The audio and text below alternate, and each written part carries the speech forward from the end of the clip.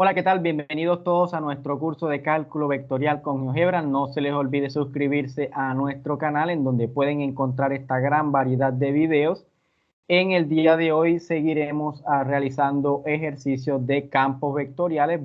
Verificaremos si un campo vectorial en R2 es conservativo. Miren, aquí pueden encontrar otros videitos antes de visualizar este video, debe pues ver estos que están aquí, pues tienen que ver con lo que realizaremos el día de hoy. Entonces, ¿cuál es el ejemplo que veremos el día de hoy?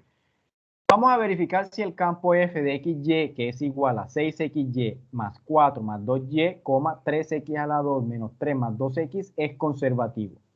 Vamos a verificar si ese campo es conservativo y además de eso, si el campo es conservativo, entonces vamos a hallar una función potencial para ese campo. ¿Qué es una función potencial?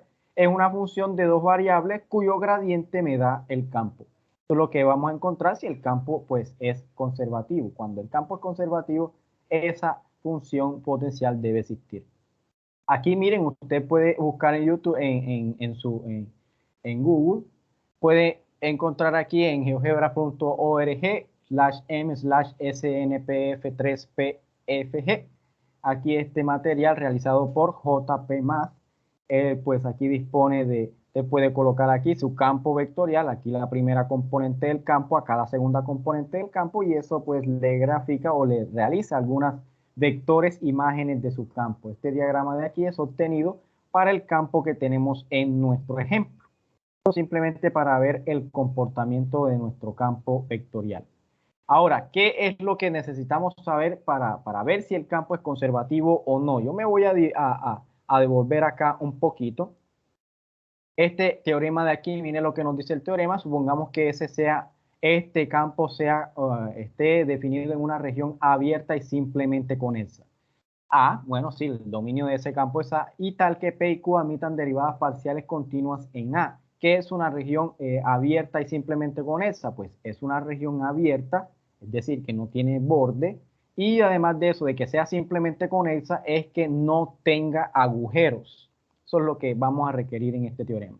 Entonces, si esto se satisface, miren aquí, la derivada parcial de esta función que aparece aquí con respecto a y es igual a la derivada parcial de la segunda función componente de nuestro campo con respecto a x, entonces nosotros podemos concluir de que ese campo es conservativo.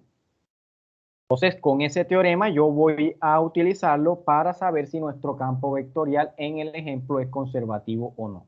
Entonces, este es nuestro campo, esta es la primera componente del campo, este sería nuestro P de x, y, yo lo voy a escribir de este lado de acá.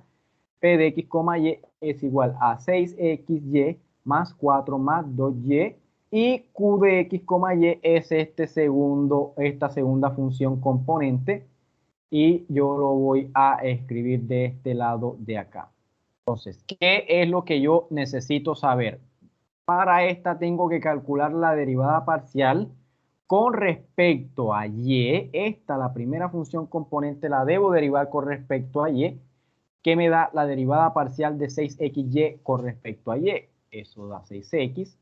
La derivada parcial de 4 con respecto a y. 4 es una constante, la derivada es 0. Y la derivada de 2y con respecto a y es 2.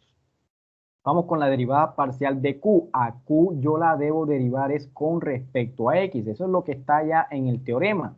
¿Cuánto me da la derivada parcial? ¿Qué me da la derivada parcial de q con respecto a x? Eso me da 6x más 2. Entonces miren que tenemos de que la derivada parcial de q con respecto a x es igual a la derivada parcial de p con respecto a y. Y miren que esas dos derivadas parciales son continuas en todo el plano R2.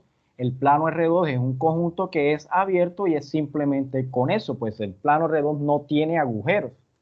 Entonces, este campo vectorial satisface aquel teorema, entonces podemos concluir de que F es entonces un campo conservativo. Ahora, sabiendo de que el campo es conservativo, vamos a encontrar una función potencial para este campo, es decir, vamos a encontrar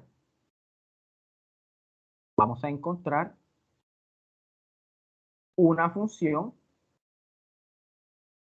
f minúscula de x, y, tal que el gradiente de esa función f me dé igual a nuestro campo vectorial, es decir, me dé igual a 6xy más 4 más 2y, 3x al cuadrado menos 3 más 2x. Yo quiero encontrar esa función f de dos variables cuyo gradiente me dé el campo vectorial.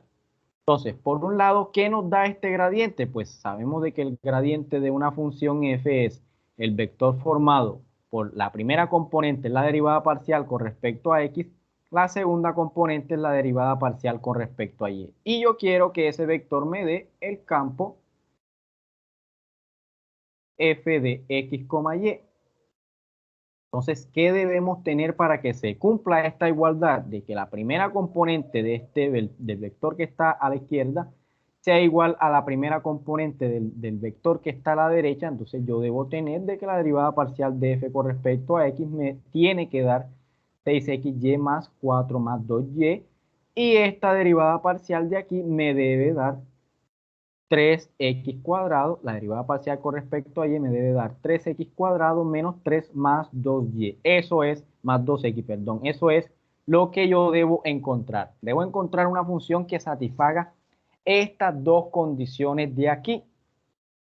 Yo no conozco quién es f, yo la tengo que encontrar. Una función f de dos variables que satisfaga estas condiciones de aquí. Entonces, ¿qué voy a realizar yo? Yo voy a calcular la integral. Yo tengo aquí la derivada parcial de f con respecto a x, y del otro lado tengo 6xy más 4 más 2y. Yo voy a calcular la integral. En esa ecuación que aparece ahí, yo voy a integrar todo con respecto a x, y de este lado voy a calcular también la integral con respecto a x. Voy a calcular la integral con respecto a x en ambos lados de esa ecuación. ¿Cómo yo calculo la integral? Pues yo tengo fijo a y como una constante y voy a integrar con respecto a x. Mire esto que aparece aquí. Miren, aquí aparece. Tengo la derivada parcial de f con respecto a x y luego integro con respecto a x. ¿Qué me da? Pues por el teorema fundamental del cálculo, eso me da la función original. Eso me da f de x, y. Yo la derivo con respecto a x y después la integro con respecto a x, entonces pues estoy realizando y volviendo hacia atrás. Estoy calculando la derivada y luego estoy integrando, estoy volviendo al inicio. Estoy llegando nuevamente a nuestra función f de x, y. Y del otro lado vamos a integrar con respecto a x, la integral de 6x y con respecto a x. Eso da 3x al cuadrado y. La integral de 4 con respecto a x, eso es 4x, más la integral de 2y con respecto a x, eso da 2xy. Ahora presten atención a esto que voy a escribir aquí. Yo voy a escribir aquí una función h que depende de y. ¿Por qué voy a colocar esto aquí? Esto es como, entre comillas, nuestra constante de integración, que en realidad no va a ser constante. Esto va a ser una función que depende de y. ¿Por qué? Porque miren lo que comenté ahorita. Yo aquí, para calcular la integral con respecto a x, yo estoy fijando a una y como constante. Entonces, esta integral que me queda de aquí va a depender del valor que yo fijé de y al inicio. Entonces, esta constante de integración va a depender del valor que yo tome de y al inicio. Esa constante entonces va a depender de y, va a ser una función de y. Mire que si usted deriva todo esto con respecto a x, como esto nada más depende de y, la derivada con respecto a x es 0. Si usted deriva todo esto nuevamente, le va a quedar esta misma expresión que está acá. Ahora, yo voy a hacer lo mismo con esta de acá, pero esta de acá yo la voy a integrar con respecto a y. Entonces tengo acá la integral de la derivada parcial de f con respecto a y. Voy a integrarlo con respecto a y. Lo que tengo del lado derecho también lo voy a integrar con respecto a y. Y de aquí, ¿qué vamos a obtener? Nuevamente tenemos aquí, miren, tenemos la integral con respecto a y de la derivada parcial de f con respecto a y. Eso nos da la función original, porque si derivo con respecto a y luego integro nuevamente con respecto a y, pues vuelvo a mi inicio. Esto lo integro con respecto a y, ¿qué me queda? 3x cuadrado y, aquí me queda menos 3y más 2xy, más ahora voy a colocar es en vez una función que depende de x. Esta es, entre comillas, nuestra constante de integración al integrar con respecto a y ahí estoy fijando a x como constante. Esta constante de integración, cuando integro con respecto a y, en realidad va a ser es una función que depende es de x. ¿Qué vamos a hacer? Entonces miren aquí, tenemos dos expresiones para f. Tenemos esta expresión para f y tenemos esta expresión de f también acá. Nosotros hasta el momento no hemos determinado fielmente quién es f, porque aquí de este lado nos falta saber quién sería h de y de este lado nos falta saber quién sería g de x. Pero ¿qué puedo hacer? Tengo dos expresiones para f, entonces igualo las dos expresiones que tengo para f. Por un lado tengo 3x cuadrado y más 4x más 2xy más h de y. Del otro lado tengo 3x cuadrado y menos 3y más 2xy más g de x. Entonces, ¿qué vamos a hacer? Bueno, vamos a reducir términos semejantes aquí. 3x cuadrado y está por un lado y también está por el otro, lo podemos cancelar. 2xy está por un lado, por el otro también está, entonces lo podemos cancelar. Y yo voy a escribir aquí lo que nos queda, 4x más h de y. Y del otro lado nos queda menos 3y más g de x. Entonces aquí, ¿qué vamos a hacer a partir de esta ecuación? H es una función que nada más depende de y. G de x es una función que nada más depende de x. Entonces, ¿qué voy a hacer? Bueno, ¿qué depende de y en toda esa ecuación? H de y depende de y. Y del otro lado tenemos es menos 3y. Son las expresiones que dependen de y. Yo tengo que ir emparejando entonces esas expresiones. H de y es igual a menos 3y porque es lo único que depende de y en esa ecuación. Y yo aquí voy a sumar una constante, ya les explicaré por qué, de dónde saco esa constante, ya ahorita les diré. Y ahora, ¿qué depende de x en esa ecuación? Depende aquí este 4x y este g de x es lo que depende de x en esa ecuación, entonces yo voy a igualar eso y también voy a sumar la misma constante. Mire que si usted coloca esta constante, la coloca de este lado y esta constante la coloca de este lado, pues esas dos constantes se cancelan. Se cancelan esas dos constantes y llego pues nuevamente a esta expresión de acá. Entonces, por un lado ya encontré quién sería mi h de y por el otro lado ya encontré quién sería mi g de x. Entonces, pues bueno, yo puedo completar a mi función f de xy o de este lado, ahí me faltaba 3x cuadrado y más 4x más 2xy y más h de y. Pero ¿quién es h de y? Menos 3, aquí pues tengo que borrar porque h de y comienza con un negativo, menos 3y más la constante. Y ahí tengo mi función f, pero si usted lo desea, pues también la obtiene a partir de aquí, ¿no?